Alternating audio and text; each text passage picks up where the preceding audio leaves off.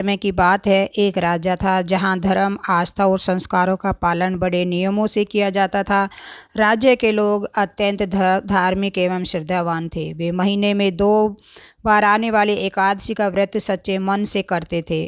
उस दिन पूरे राज्य में कोई भी अन्न का दाना तक नहीं खाता था, चाहे वह मनुष्य हो या पशु पक्षी। सभी उपवास एवं संयम का पालन करते थे।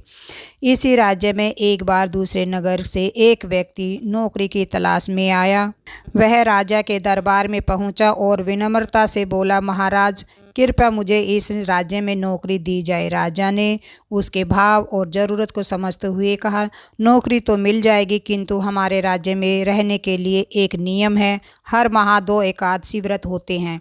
इन तिथियों पर पूरे राज्य में किसी भी को भी अन्न नहीं मिलता। सभी व्रत रखते हैं और फलाहार करते हैं।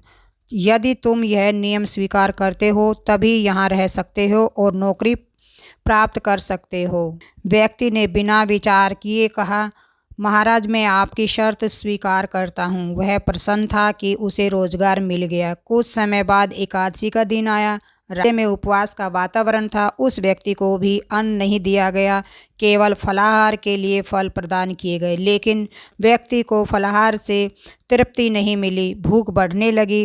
वह बेचैन हो उठा। वह सीधे राजा के पास पहुंचा और बोला, महाराज, फल खाकर पेट नहीं भरता, कृपया मुझे अन्न दे दे, वरना भूख से मेरे प्राण चले जाएंगे। राजा ने उसे पुनः नियम समझाया, परंतु वह व्यक्ति लगातार खाना मांगता रहा। अतः राजा को दया आ गई और उन्होंने उसे आटा, दाल, चावल, नमक आदि सामग्री अन्न पकाने के लिए दे दी। वह व्यक्ति बड़ी खुशी के साथ नदी के किनारे गया। पहले उसने स्नान किया, फिर श्रद्धा से भोजन बनाने लगा। जब भोजन तैयार हुआ तो उसने आसन लगाया और आंखें बंद कर भगवान विष्णु का ध्यान करते हुए कहा, हे प्रभु, भोजन तैयार है। आप पहले प्रसाद ग्रहण करें, उसके बाद ही मैं भोजन करूंगा। उसकी सच्ची भक्ति और भावना देखकर भगवान विष्णु स्वयं प्रकट हुए और भोजन ग्रहण किया। फिर वे अपने धाम लौट गए। व्यक्ति भी भोजन कर प्रसन्नतापूर्वक अपने कार्य में लग गया। अगले एकादशी के समय वह फिर राजा के पास पहुंचा और बोला, महाराज, इस बार मुझे पिछली बार से 2 गुना अन्न दे दो। अन्न दे। राजा ने चकित होकर कहा, 2 गुना अन्न क्यों? उसने सरलता से उत्तर दिया, पिछली बार भगवान विष्णु स्वयं भोजन करने आए थे। आधा अन्न उन्होंने खाया, आधा मैंने, इसलिए पेट पूरा नहीं भरा। राजा यह सुनकर हैरान हो गया। उसने मन ही मन सोचा, मैं तो वर्षों से एकादशी का व्रत करता हूँ, भगवान की पूजा करता हूँ, फिर भी आज तक दर्शन नहीं हुए, और यह व्यक्ति कहता है कि भगवान उसके बुलाने पर भोजन करने आ गए। राजा ने सत्य जानने का निश्चय किया। अगली एकादशी को वह छिपकर नदी किनारे पहुंच गया। व्यक्ति फिर आया, स्नान किया और भोजन तैयार किया। उसने पूर्व की तरह हाथ जोड़कर भगवान को बुलाया, परंतु उस दिन भगवान प्रकट नहीं हुए। उसने बार बार प्रार्थना की, पर कोई चिन्ह नहीं दिखाई दिया।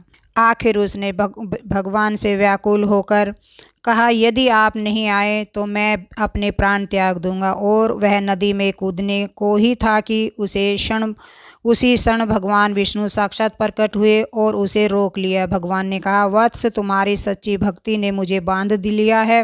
फिर उन्होंने उसके साथ भोजन किया और भोजन के बाद उसे अपने विमान पर बैठाकर बैकुंठ धाम ले गए। यह दिव्य दृश्य देखकर राजा की आंखें खुल गई। उसे समझ आ गया कि व्रत का मूल्य केवल बाहरी आडंबर से नहीं, बल्कि शुद्ध मन, सच्ची भावना और निष्कपट भक्ति में है। केवल औपचारिकता से व्रत करने वाले को फल नहीं मिलता, बल्कि वह फल उसे मिलता है जो तन, मन, धन से पूर्ण प्रेम और आत्मसमर्पण के साथ भगवान को पुकारता है। उस दिन से राजा ने व्रत और पूजा केवल रीति रिवाज के रूप में नहीं, बल्कि सच्चे हृदय और श्रद्धा के साथ आरंभ कर दिया। अतः उसके जीवन पर भी भगवान विष्णु की कृपा हुई और उसे मोक्ष की प्राप्ति हुई।